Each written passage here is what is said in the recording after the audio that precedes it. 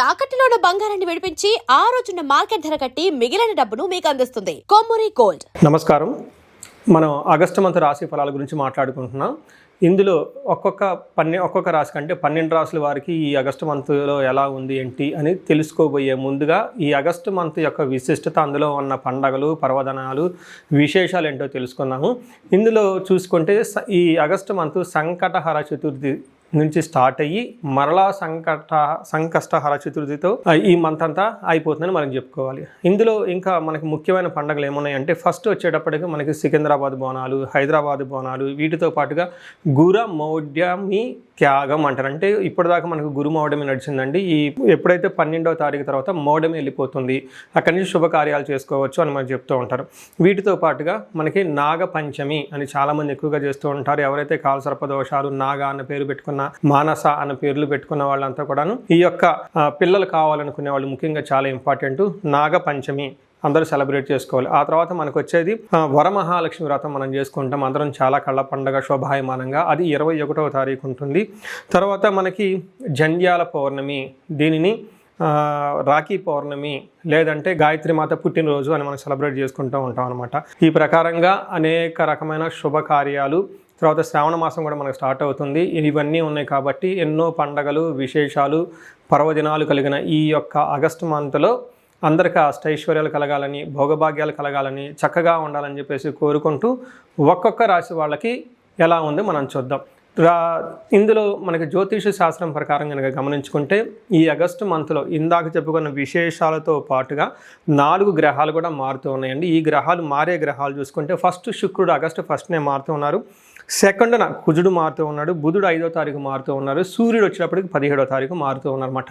ఇలా 4 గ్రహాలు ఈ ఆగస్టు మాసంలో మారటంతో 12 రాశుల వారికి ఎలా ఉంది ఏంటి అనేది మనం చూద్దాం. నమస్కారం.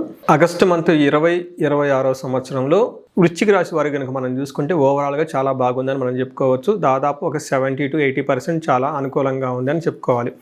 ఇందులో డీటెయిల్స్ తెలుసుకునే పోయే ముందు మనం ఇందులో ఉన్న నక్షత్రాలు చూసుకుంటే విశాఖ 4వ పాదం, అనురాధ 1, 2, 3, 4 పాదాలు, జ్యేష్ఠ 1, 2, 3, 4 పాదాలంతా ఇందులో ఉంటారని గమనించుకోవాలి. పేరు బలం బట్టి మనం చూసుకుంటే తో, నా, నీ, ను, నేనో, యా, ఈ, యు అన్న అక్షరాలు కూడాను ఈ వృశ్చిక రాశిలో ఉంటారు అని గమనించాలి.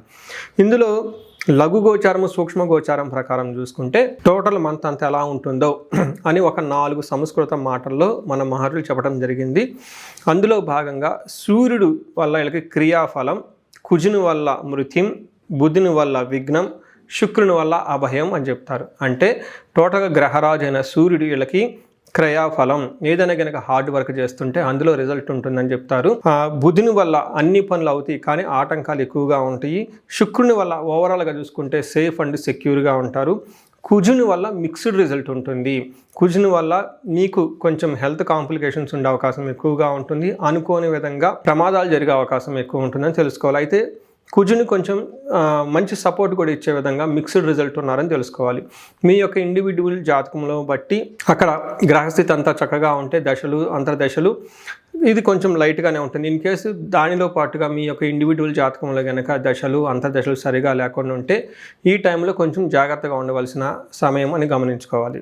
ఇందులో సూర్యుడు గ్రహరాజు కాబట్టి ఈయన 10వ స్థానంలో రావడంతో చాలా చక్కగా బాగుంటుంది. అందులో జాబ్ ప్రకారంగా బాగుంటుంది, ప్రమోషన్స్ ప్రకారంగా బాగుంటుంది, అధికారుల నుంచి మంచి గుర్తింపు ఉంటుంది.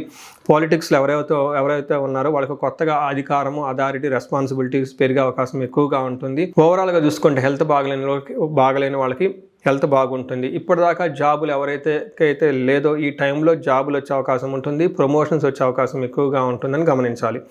10వ స్థానంలో సూర్యుడు ఉండటం వల్ల అర్ధసిద్ధి, సదా ఆరోగ్యం, బంధుమిత్ర సమాగమ, రాజదర్శనం, సుసల్లాభో, సుసౌఖ్యం, దశమే రవి అంట సంస్కృతంలో. దాని అర్థం అర్ధసిద్ధి, ధనం ప్రకారం అనుకున్న విధంగా ధనం వస్తుంది, ఆరోగ్యం బాగుంటుంది, బంధుమిత్రులతో చక్కగా కలిసి ఉంటారు. నెక్స్ట్ రాజదర్శనం అంటే ఫైర్ అఫీషియల్ని కలుస్తూ ఉంటారు. సుసల్లాఫ్ మంచి హెల్తీ డిస్కషన్స్ నడుస్తూ ఉంటుంది. సుసౌఖ్యం చాలా కంఫర్టబుల్గా ఉంటారని మీరు గమనించాలి. అయితే ఇంటికి సంబంధించిన వ్యవహారాల్లో కొంచెం జాగ్రత్తగా ఉండటం ఎంతైనా అవసరం. చూశారు కదండి, సూర్యుడు చక్కగా మంచి సపోర్ట్ ఇస్తున్నారు. లైఫ్లో ఒక నెక్స్ట్ లెవెల్కి ఎలివేషన్ అయితే వెళ్ళిపోతారని గమనించాలి. అయితే మార్స్ వీళ్ళకి 8th హౌస్లో ఉండటం వల్ల మిక్స్డ్ రిజల్ట్ ఇస్తారు. ఒక పక్క ధనాన్ని, సక్సెస్ని, విజయాన్ని ఇస్తూనే రెండో సైడ్లో వీళ్ళకి ఏం చెప్తారంటే ప్రవాస కార్య హాని సాత్ కాసారోగ పీడనం స్థాననాశనం రుణచ్ఛేద అష్టమస్థేత్ ధరే భవేత్ ధారాసుతే అని చెప్తారు. దాని అర్థం ఏంటంటే ప్రవాస అంటే ఉన్న ప్లేస్ నుంచి అవుట్ స్టేషన్కి వెళ్ళి అక్కడ ఉండే అవకాశం ఎక్కువగా ఉంటుంది. ఏదైనా పని చేస్తే అందులో హాని రిజల్ట్ రాకపోయే అవకాశం ఎక్కువగా ఉంటుంది. కసారోగ పీడనం అంటే విపరీతంగా దగ్గు వచ్చే అవకాశం ఎక్కువగా ఉంటుంది. స్థాననాశనం రుణచ్ఛేద అని చెప్తారు. ఈ టైంలో పొజిషన్ పదవి కోల్పోయే అవకాశం ఎక్కువగా ఉంటుంది. అప్పుల వాళ్ళు ఎక్కువగా ఉంటారని చెప్తారు. ఇక్కడ కుజుడు కొంచెం ఇబ్బంది పెట్టే పరిస్థితిలో ఉన్నారు, కానీ మిక్స్డ్ రిజల్ట్ కొంత మంచి కూడా చేస్తున్నారని గమనించుకోవాలి. అయితే ఇప్పటిదాకా చెప్పుకున్న గ్రహాలలో సూర్యుడు బాగున్నాడు, కుజుడు మిక్స్డ్గా ఉన్నారు. శుక్రుడు 11వ స్థానంలో ఉండి మంచి చక్కటి సపోర్ట్ ఇస్తున్నారని గమనించుకోవాలి. శుక్రుడు 11వ స్థానంలో ఉండటంతో మనకి సంస్కృతంలో ఒక శ్లోకంలో ఏం చెప్తారంటే పుష్టిం కాంతిం తదా కీర్తి ఇష్టకార్య అర్ధ సాధకం క్షీరాన్న భోజనం కుర్యా చుక్రే ఏకాదశే ఫలం అంటారు. అంటే ఈ టైంలో శారీరకంగా పుష్టిగా ఉంటారు, కాంతివంతంగా ఉంటారు, కీర్తి ప్రతిష్టలు ఉంటాయి, ఇష్టమైన కార్యక్రమాలలో పాల్గొంటూ ఉంటారు, అర్ధలాభం ఉంటుంది, క్షీరాన్న భోజనం మంచి చక్కటి స్వీట్స్ అవన్నీ తింటూ హ్యాపీగా ఉంటారు. ఏ పని చేసినా సక్సెస్ఫుల్గా ఉంటారని గమనించుకోవాలి. పిల్లల విషయంలో కొంచెం జాగ్రత్తగా ఉండటం ఎంతైనా అవసరం.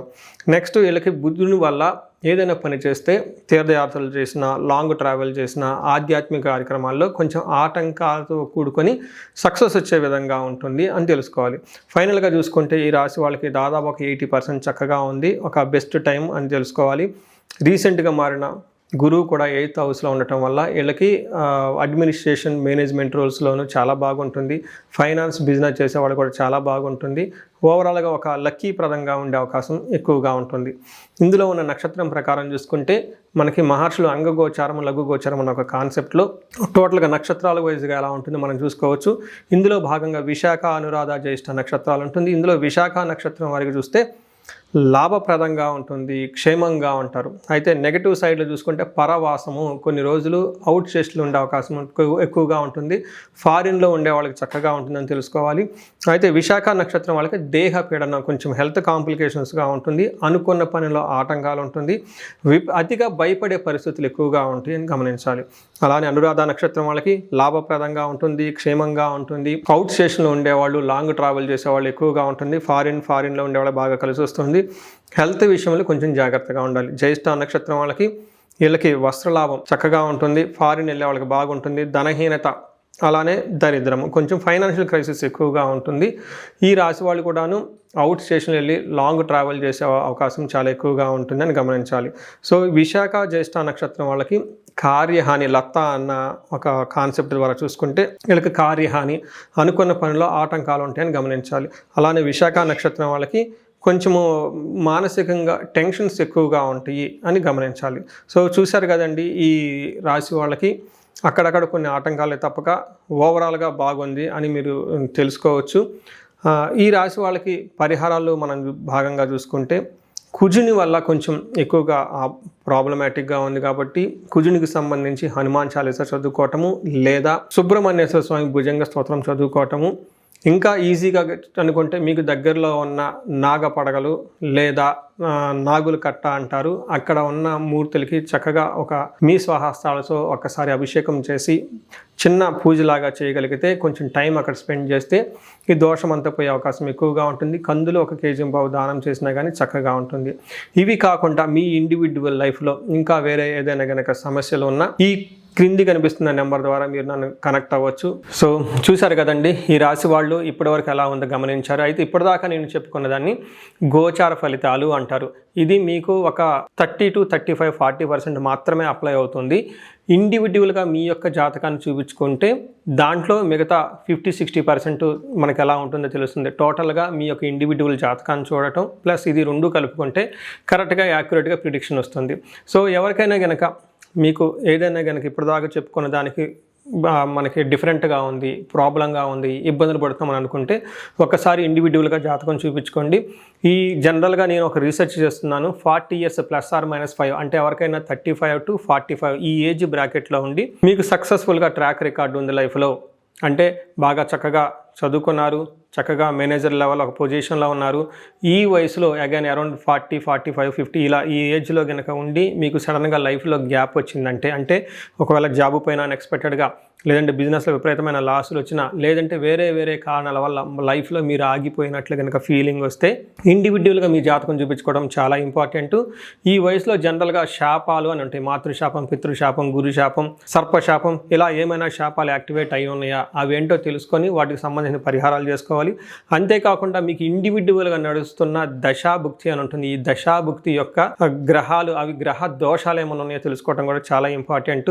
సో ఈ ఏజ్ బ్రాకెట్లో ఎవరైతే ఉన్నారో 40 ± 5 ఇయర్స్ కెరియర్లో స్లో అనుకున్న వాళ్ళు ఇండివిజువల్ జాతకం చూపించుకొని ఇలా టోటల్ హారోస్కోప్ని స్కాన్ చేయించుకొని అందులో శాపాలు ఏమైనా ఉన్నాయా, గ్రహ దోషాలు ఏమైనా ఉన్నాయా, అవి సంబంధించిన బ్లాకేజెస్ ఉంటే అవి పరిహారాలు చేసుకోవటం వల్ల తొలగించుకుంటే లైఫ్ అనేది చాలా స్మూత్గా ముందుకెళ్తుందని మీరు తెలుసుకోవాలి.